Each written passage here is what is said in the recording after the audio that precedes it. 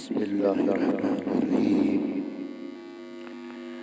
नवे जमात की नवनिहालाने कौम मिल्लत और शायकीन इल्म व अदब, आज मैं आपको इसमें मारिफा की अक़साम के मुतल्लिक़ चंद सुतूर बयान करने की कोशिश वसी कर रहा हूँ। इसमें मारिफा के इक़साम यूँ है: इसमें अलम, इसमें ज़मीर, इसमें इशारा, इसमें मौसूल। इसमें अलम का मफ़हूम, इसमें अलम के लग़वी माना अलामत और निशान के हैं। अलम की एक और माना जानना की भी है, लेकिन ग्रामर की ज़ुबान में इसमें अलम से मुराद वो खास नाम है जो मुख्तलिफ अशख़ास की पहचान के लिए बोले जाते हैं और मुख्तलिफ अशख़ास की पहचान के लिए अलामत का काम देते हैं। मसलन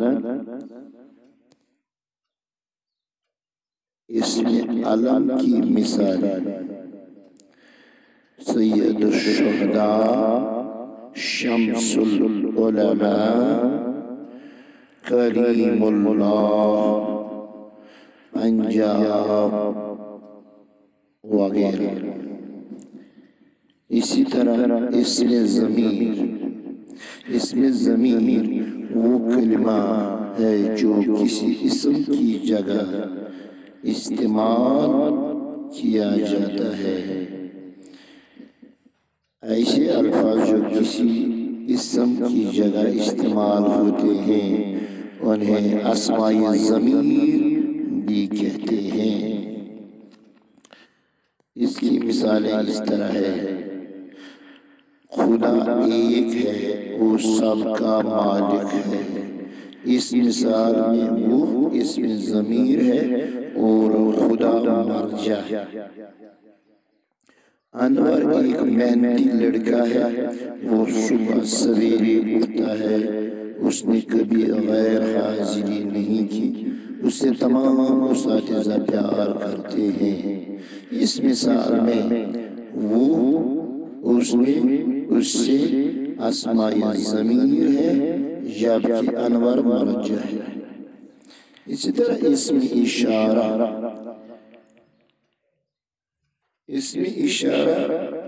वो इस्म या कलिमा है जो किसी इसमें मारिफा यानी खास चीज की जगह इस्तेमाल या उसकी तरफ इशारा करता है। तो इन इशारों से बात को पहचान सकता है। मसलन इसकी मिसालें इस तरह है: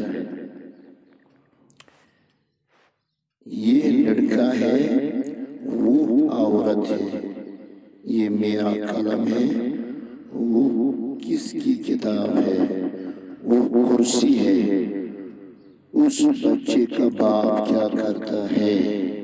तो इन जुमलों में ये, वो और उसके अल्फाज लड़का, औरत, कलम, किताब, कुर्सी और बच्चे की तरफ इशारा करने के लिए इस्तेमाल होते हैं।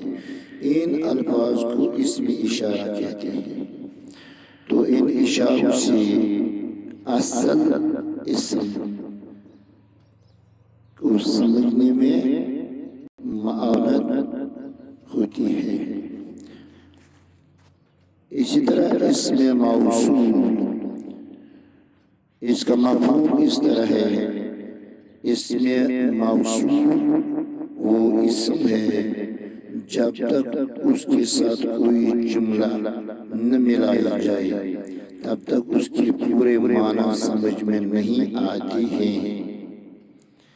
یا اسم موصول وہ اسم ہوتا ہے اس سے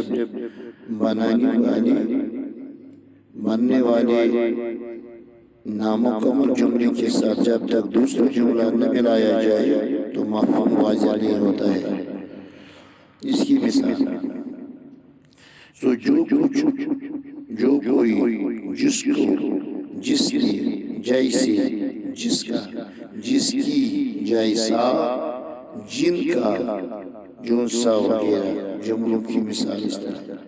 اس میں موصول کی چند جملوں کے نمونے درج ذیل ہیں، جیسے بلاؤ گے وہ آ جائے گا، جو چوری کرے گا اس کا کھانا خراب ہوگا، جیسا کرو گے ویسا بھرو گے، جو ان سے کتاب چاہو لے لو، جس نے محنت کی کامیاب ہو۔